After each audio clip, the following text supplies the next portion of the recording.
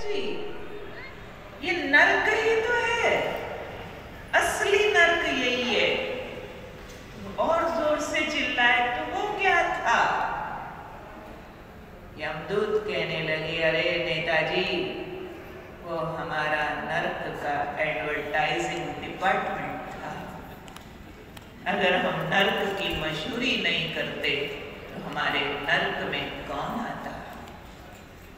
ध्यान रखो भाई और बहनों, ये अनकंट्रोल्ड एक्सपेक्टेशंस, ये बेलगाम इच्छाएं नर्क की मशहूरी से ज्यादा और कुछ भी नहीं है।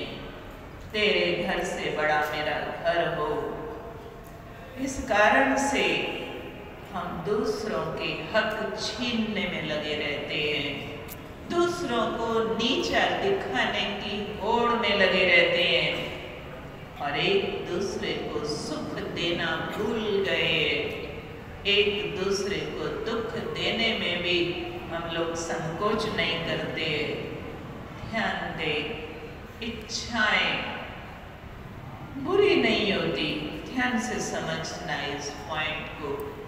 इच्छाएं बुरी नहीं होती,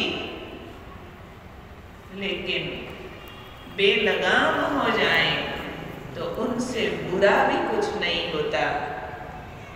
इच्छाएं उतनी होनी चाहिए जितनी आवश्यक है। अब सब एक काम करना, बहुत सुखी हो।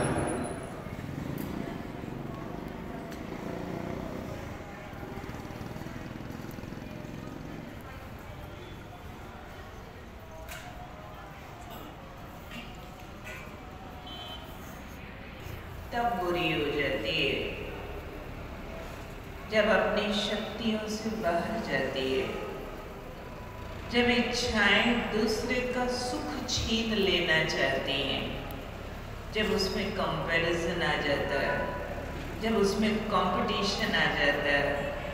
वो इच्छा नहीं जेलसी में बदल जाती है, वो इच्छा नहीं कंपटीशन में बदल जाती है, वो इच्छा नहीं बहुत बार पाप में बदल जाती है। इसलिए एक काम करेंगे, समझदारी से करना जरूर, जीवन आसान हो जाएगा, गारंटी से कहती हूँ। आजमाई हुई बात बोल रही हूँ, लॉन्ग टाइम एक्सपीरियंस की बात, 40 वर्षों का तजुर्बा सुना रही हूँ कि आज घर जाके एक लिस्ट बनाना, सभी बनाना कि मुझे क्या क्या चाहिए, लिख लेना। कौन कौन सी चीज के पीछे मन बड़ा बेचैन है, ये मिले मिले मिले मिले, ये हो जाए हो जाए हो जाए, जिसमें खतरा भी लगता है, ये ना हुआ तो क्या होगा मेरा, सारा लिख डालना। फिर मन को शांत करके दोबारा पढ़ना लिस्ट। 20 बात भी अगर आ जाए फिर से दोबारा पढ़ना, ये सोचते हुए कि इनमें से किस किस के बिना गुजारा चल सकता है, फिलहाल किस किस के बिना चल सकता है काम। कांटा लगाते जाना, भगवान को इनवाइट कर लेना, मदद करेगा। 4-5, किसी की 2, किसी की 1 ऐसी बात बचेगी जो लगेगा नहीं नहीं, ये तो इसके बिना काम नहीं चलने वाला है, जरूरी है। फिर उस पर फोकस होके काम करना, नहीं तो स्कैटर्ड एनर्जी बहुत मेहनत करने के बाद भी परिणाम नहीं दे रही है। इसलिए ज्यादा दुख इच्छाएं नहीं,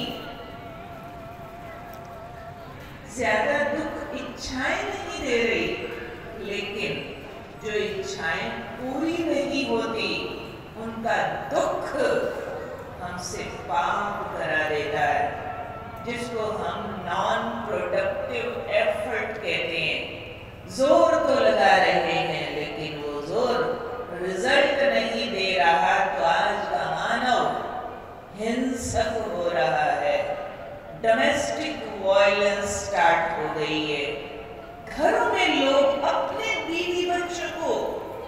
जिनको इतने प्यार से पाला होता है, मुरादें मांगी होती हैं, उनको ऐसा पीटते हैं, बात मत पूछो। अपने घर में मार पिटाई, अपने परिवार वालों से नफरत, ये इच्छाओं का ओवर अटैक हो गया है। इसलिए प्लीज अपनी इच्छाओं को मैनेज करो, कम करो, कम करो। जब तक इच्छाएं कम नहीं करेंगे, मानसिक स्थिरता, मेंटल स्टेबिलिटी एक सपना ही रह जाएगा। और ये भटकता मन आज के जमाने में डिप्रेशन ला रहा है। हम इस बात पर बहुत चिंतित है, बहुत इस पर काम कर रहे हैं। आजकल के यंगस्टर्स में जो डिप्रेशन आ रहा है, जो सुसाइडल टेंडेंसी आ रही है, वो केवल और केवल अपनी इच्छाओं की रिजिडिटी से आ रही है। इच्छा होना बुरा नहीं, पर उससे चिपक जाना बहुत बुरा है। कोई बच्चा अगर सोच लेता है मुझे पढ़ाई में टॉप करना है, बुरा नहीं है, सोचो, अच्छी बात है। पर अगर टॉप नहीं कर सके तो मर जाने की भी तो जरूरत नहीं है ना। इच्छाओं से ऐसा चिपकने की क्या बात है? 99 नहीं आया तो 98, 97 आ गया, 90 आ गया, 80 आ गया। हाँ, इसको हम कहते हैं if you want piece be ready for the war, if you want the best be ready for the worst also। मैं पढ़ाई में बहुत अच्छी थी, ज्यादा वरी नहीं करती थी। पढ़ाई से एक दिन पहले, एग्जाम से एक दिन पहले पढ़ना बंद कर देती थी। इतनी हो गई तैयारी, ठीक है। हमारी फ्रेंड्स पूछती थी ये पढ़ लिया, वो पढ़ लिया। रात कितने बजे सोई थी? 10 बजे सो गई थी। ओहो, जितना तुमने पढ़ा वो वाला नहीं आया तो एग्जाम में वो वाला नहीं आया तो मतलब तो क्या होता है? ज्यादा से ज्यादा क्या हो जाएगा? ज्यादा से ज्यादा फेल हो जाऊंगी ना, कोई बात नहीं, अगले साल फिर पढ़ लेंगे। ये जीने मरने के सौदे तो नहीं है। और कभी फेल नहीं हुई, हमेशा टॉप किया। उसका भी एक कारण था, रिलैक्स रहती थी ना। ठीक है, तैयारी अच्छी करो, लेकिन वरी नहीं करो, कम मिल गया कोई बात नहीं। तो मेरा ये हाल होता था। लोगों को एग्जामिनेशन हॉल में जाकर सारा याद किया हुआ भूल जाता है, और मुझे एग्जामिनेशन हॉल में ही सारा भूला हुआ याद आता था।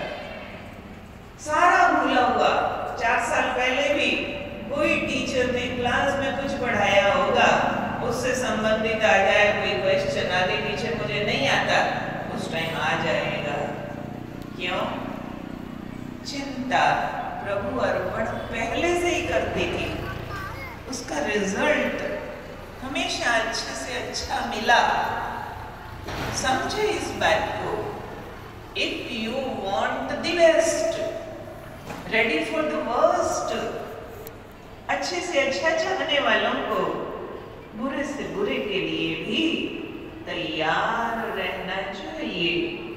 बुरा सच में बुरा नहीं होता, बुरा सच में बुरा नहीं होता, एक अच्छे के आने का नेक्स्ट स्टेप होता है। इसलिए याद रखें, कोई भी इच्छाएं अगर पूरी ना हो तो उसको जिंदगी की असफलता या फेलियर्स न मानो। मैंने हमेशा याद रखा, no failure is final, every failure is a stepping stone towards the success। कोई भी असफलता अंतिम नहीं होती है, सफलता की सीढ़ी का एक कदम होता है। असफलता सफलता का एक चैलेंज होता है। हिम्मत ना हार साहसिया, आगे कदम बढ़ा। ध्यान रखो, इच्छाएं केवल अच्छी होनी चाहिए, इच्छाएं केवल जन कल्याण की होनी चाहिए, इच्छाएं केवल अपनी आत्मिक उन्नति की होनी चाहिए। किसी दूसरे का हक छीनने या नीचा गिराने की कभी नहीं होनी चाहिए। उसमें रीस ना हो जाए, रेस हो बेशक। समझ में आई बात? रेस ठीक है, रीस तो जेलसी और कंपटीशन बहुत उल्टा होता है। कहते एक बार एक अमेरिकन और एक इंडियन जंगल जा रहे थे, जंगल के बीचों बीच पहुंचे, शेर के दहाड़ने की आवाज आ गई। अमेरिकन कोई पेड़ ढूंढने लगा, चढ़ जाऊं। इंडियन अपने झोले से जॉगिंग शूज निकाल के पहनने लगा। अमेरिकन ने कहा, अरे भाई ये क्या कर रहे हो, शेर से दौड़ के आगे निकलोगे क्या? इंडियन कहता है, देखो शेर से तेज दौड़ूं या ना दौड़ूं, जॉगिंग शूज पहन के तेरे से जरूर आगे दौड़ूंगा। अरे मौत सिर पर है तो भी तेरे से आगे दौड़ने की चिंता है। सुना सुना, ध्यान दो, इच्छाएं दूसरों को देख के मत भड़काओ।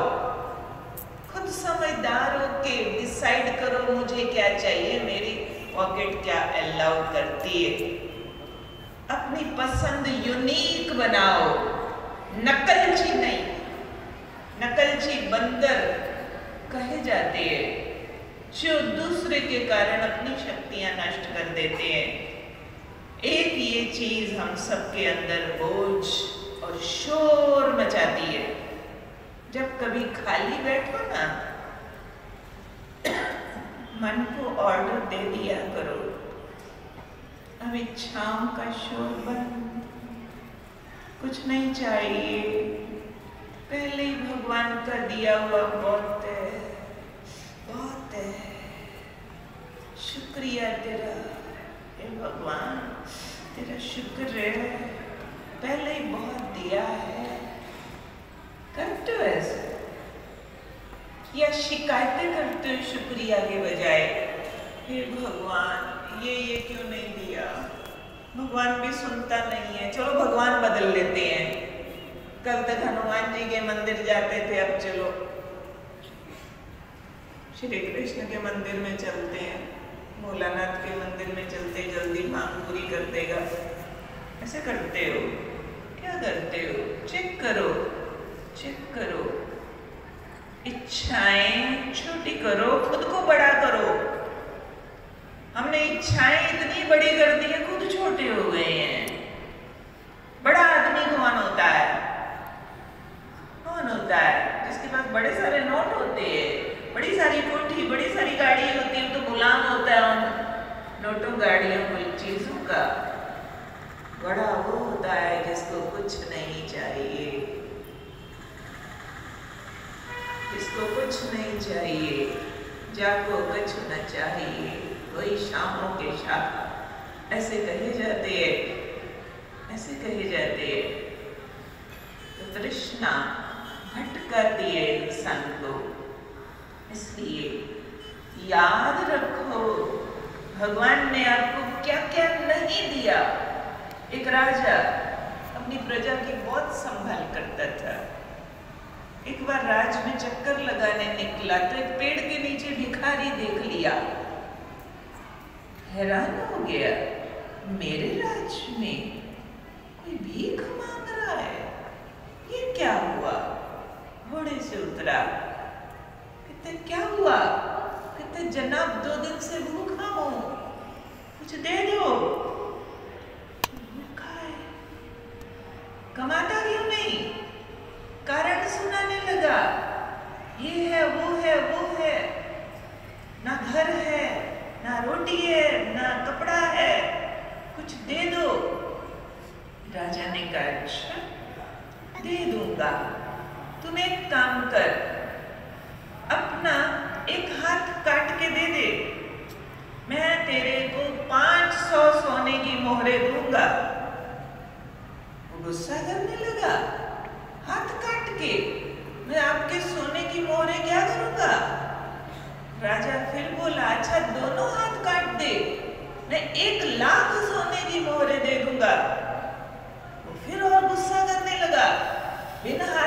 तेरा सोना क्या करूंगा।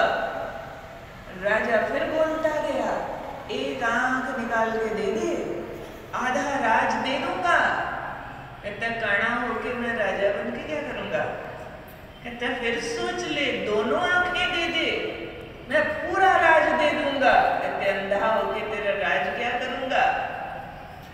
राजा ने कहा फिर भीख क्यों मांग रहा है, तेरे पास तो इतनी दौलत है, 500 सोने की मोहरों से कीमती तेरा एक हाथ है, 1 लाख सोने की मोहरों से कीमती तेरे 2 हाथ हैं, और मेरे आधे राज से ज्यादा कीमती तेरी 1 आंख है।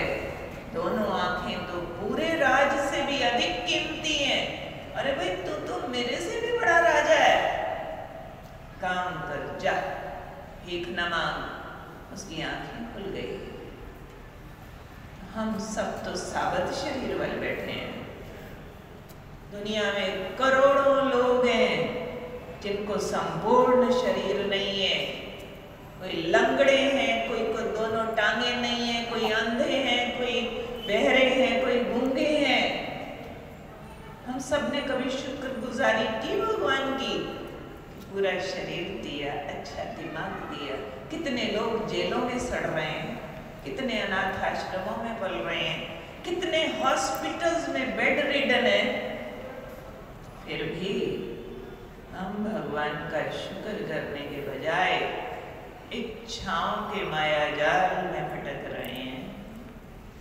जागो, संभलो, इच्छाओं को काटे लगाकर शुक्रिया करना शुरू करो, थैंकफुल हो जाओ।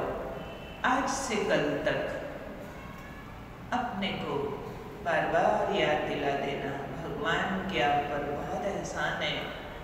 कल सुबह उठते ही सारे भगवान का शुक्राना करेंगे। सबसे पहले उठते ही कहेंगे, हे भगवान मैं बहुत खुश हूँ, मैं बहुत तंदुरुस्त हूँ क्योंकि पूरा शरीर है, मैं बहुत खुश हूँ, मैं बहुत तंदुरुस्त हूँ, मैं बहुत भाग्यशाली हूँ, मेरा परिवार बहुत अच्छा, मेरा शहर बहुत अच्छा, मेरे पड़ोसी बहुत अच्छे।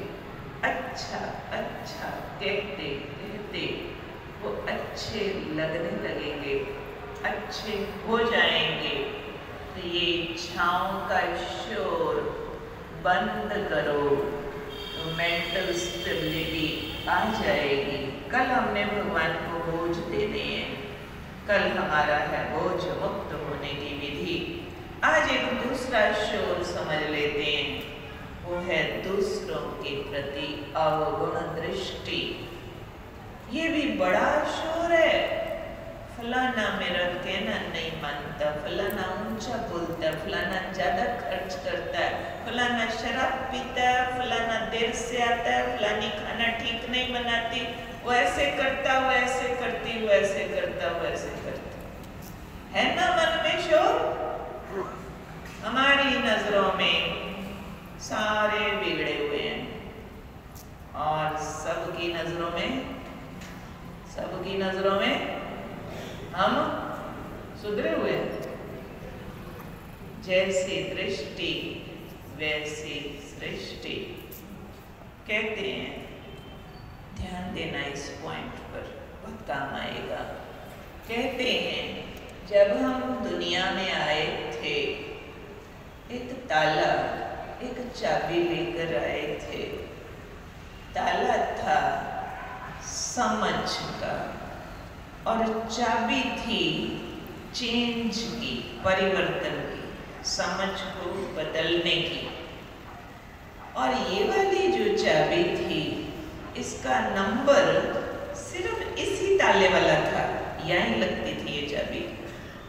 और ये वाली चाबी लेकर हम सारी उम्र लगाते रहते हैं, तालों में खोलने का जोर लगाते रहते हैं। पर एक गलती करते हैं, ये वाली चाबी कहाँ लगाते हैं? किसके तालों में लगाते हैं? बोलो। दूसरों के तालों में। तुम समझो, तुम सुधरो, तुम बदलो, तुम सुनो। और चाबी का नंबर इस ताले वाला था। मैं समझूं, मैं सुधरूं, मैं बदलूं। तो ये चाबी सारी उम्र लगाते लगाते लगाते 40-50 साल की एज के बाद आके एक फ्रेज निकाल देते हैं, दुनिया बड़ी खराब है, कोई किसी का नहीं, सारे गैर हैं, सबका खून सफेद है, कोई अपना नहीं, सब पराए हैं, सारी उम्र लगे रहे तुम बदलो, तुम बदलो, तुम बदलो। अरे जितना दूसरों को बदलने का जोर लगाया था, उससे आधा भी अपने पर लगाया होता। माना आपके घर का फलाना व्यक्ति बहुत बिगड़ा हुआ, बहुत गुस्सा करता है, ऊंचा ऊंचा ऊंचा ऊंचा, आप रोज समझाते हो, धीरे बोला करो भाई, शांति से बोला करो, ना शोर किया करो। किसी ने 10 साल ये जोर लगाए हैं, किसी ने 20 साल, किसी ने 40 साल, आप सबने लगाए होंगे। रिजल्ट आपके ऐसा करने से आप किसको बदल पाए? जिसने किसी को सुधार दिया, ऐसे टोक टोक टोक के, रोक रोक रोक के, बोल बोल के, हाथ खड़ा करो, मैंने तो फलाने को ऐसा सीधा कर दिया, पूरा देवता बना दिया। हाथ खड़ा करो। जिसने किसी दूसरे को सुधार दिया ऐसे, एक भी नहीं। अच्छा, जिसने समझ कर अब टोकना और बोलना बंद कर दिया कि तुम सुधरो, तुम सुधरो, तुम बदल जाओ, तुम बदल जाओ, भी समझ लिया हमारे कहे से कोई बदलता नहीं है, इसलिए अब हमने कहना बंद कर दिया है। ऐसे भी कोई नहीं, ऐसे भी कोई नहीं है। फिर क्या कहेंगे इसको, क्या कहेंगे इसको कि हम कहाँ जोर लगा रहे हैं? तो जितना जोर दूसरे का क्रोध घटाने पर लगाया था, उससे आधा जोर अपनी सहन शक्ति बढ़ाने में लगा देते। जैसे सुकरात की बीवी बहुत ज्यादा गुस्से वाली थी, इतना लड़ती थी, उसको बात मत पूछो। यहाँ तक कि एक बार तो कूड़े का डब्बा उनके सिर पे उड़ेल दिया। सुकरात तो बहुत शिष्यों वाले थे, एक बार अपने शिष्यों समेत घर आए, और जैसे ही घर आके पहुंचे, उनकी बीवी बहुत बदतमीजी से गलत गलत बोलने लगी, जोर जोर से। उन्होंने समझा, उनके स्टूडेंट्स ने, कि ये शायद इनकी सर्वेंट है। उसको डांटने लगे, समझाने लगे, हमारे गुरुजी को ऐसा नहीं बोलो। वो कहने लगे, सुकराती मेरी वाइफ है, कोई बात नहीं जो बोल रही है। स्टूडेंट्स और परेशान हो गए, सर ये आपकी वाइफ है, ये तो आपकी नौकरानी बनने के भी काबिल नहीं है। सुकरात मुस्कुराए, मुस्कुरा के कहने लगे, अरे ये मेरी ही वाइफ बनने के काबिल है, आप कहाँ सर, और ये कहाँ? कहने लगे, नहीं, 2 कारण हैं, ये सिर्फ मेरी वाइफ होनी चाहिए। कहते वो क्या होगा कारण? कहते सोचो, अगर ये मेरी वाइफ ना होती तो किसी और की होती, उसका क्या हाल होता। इसलिए ये मेरी ही वाइफ होने के काबिल है। दूसरा, ये मेरी सहन शक्ति का थर्मामीटर है, ये रोज मुझे गुस्सा करके बता देती है कि आपकी सहन शक्ति कितनी बढ़ गई, आप पहले से कितने ज्यादा महान हो गए। ये ना होती तो मुझे कैसे पता चलता कि मैं महान हूँ या नहीं हूँ। आप सहनशील हैं या नहीं, जब तक कोई गाली न दे कैसे मालूम पड़ेगा। गलती करने वाले से माफ करने वाला हमेशा बड़ा होता है। तो बड़े बन जाओ, पहले अपनी शक्तियाँ बढ़ाओ, अपने को बदलो। जब तक हमारे अपने अंदर बहुत सारी कमियां बाकी हैं, तब तक हम दूसरे किसी की तरफ उंगली नहीं कर सकते। तुम खराब, तुम बुरे, तुम बिगड़े, तुम सुधरो। नो, जैसे एक अंगुली किसी की तरफ जाती है, 3 अंगुलियां अपनी तरफ आती हैं। सामने वाला 1 गुना खराब है तो 3 उंगलियां कहती हैं सामने वाले को, खराब देखने वाले, तुम 3 गुना खराब हो। बीच में ये अंगूठा गवाह है, कहता मैं देख रहा हूं तुम उसको बुरा कहते हो, तुम 3 गुना बुरा हो। क्योंकि बुरी दृष्टि से किसकी बुराई दिखती है, अच्छी दृष्टि से किसकी अच्छाई दिखती है।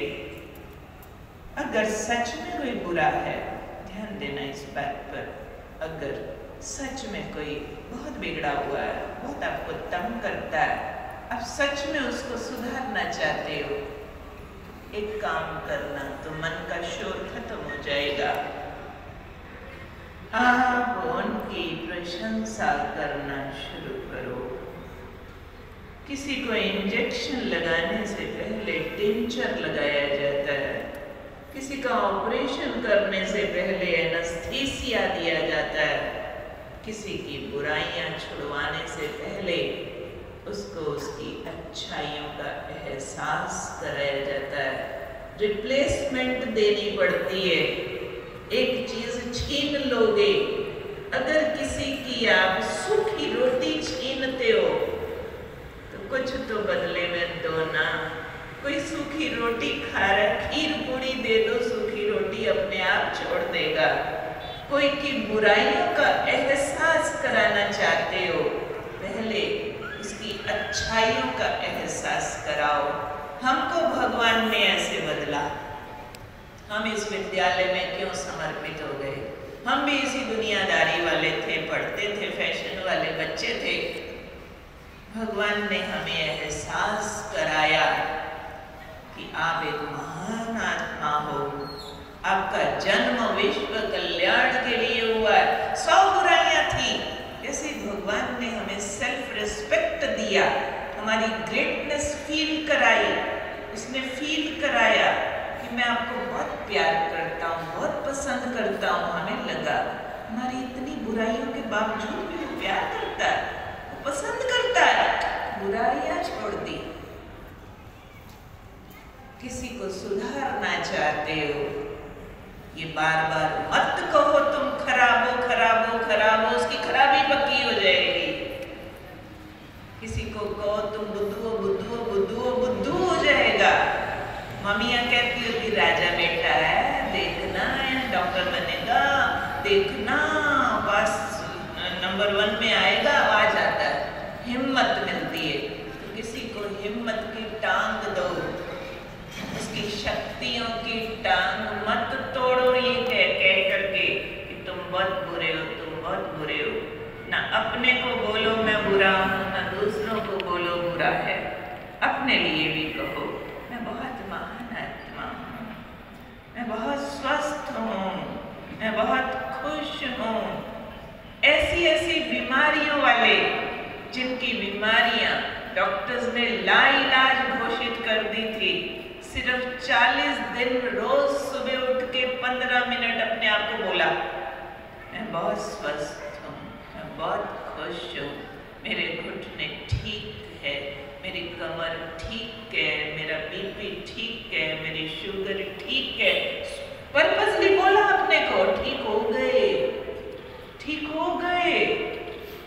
माताओं को जरा सा घुटना दर्द शुरू होता है, 100 लोग को सुना देती है गोटे बड़े दुखते हैं, तुझे नहीं जाता। जितने थे उतने से भी गए।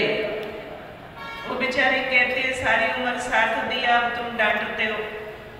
डांटो मत, जब भी घुटने दर्द करने लगे ना उनको बोलो तुम बहुत अच्छे हो, बहुत अच्छे हो, चलोगे, चलो चलो चलो चलो चल पड़ेंगे, आजमा के देखना। हाय कमर वो हाय मत बोलो, नहीं बहुत अच्छी है, बहुत आराम दिया इसने, जिंदगी में बहुत काम किया है। तो कल सुबह उठ के क्या बोलेंगे आप अपने को? मैं बहुत स्वस्थ हूँ, मैं बहुत खुश हूँ, मैं बहुत संतुष्ट हूँ। फिर जो जो आपके बोझ है ना, कोई बीमारियों के, कोई पैसे के, कोई और संबंधों में अनबन के, कोई बिजनेस के, कोई आपसी तनाव के, कोई ऑफिस के, बहुत तरह के बोझ होते हैं। कल हम समझेंगे कि इन सारे बोझों से मुक्त कैसे होना है, कैसे भगवान हमारे बोझ हरता है, वो परसों समझेंगे। एक बोझ मुक्त जीवन क्या होता है।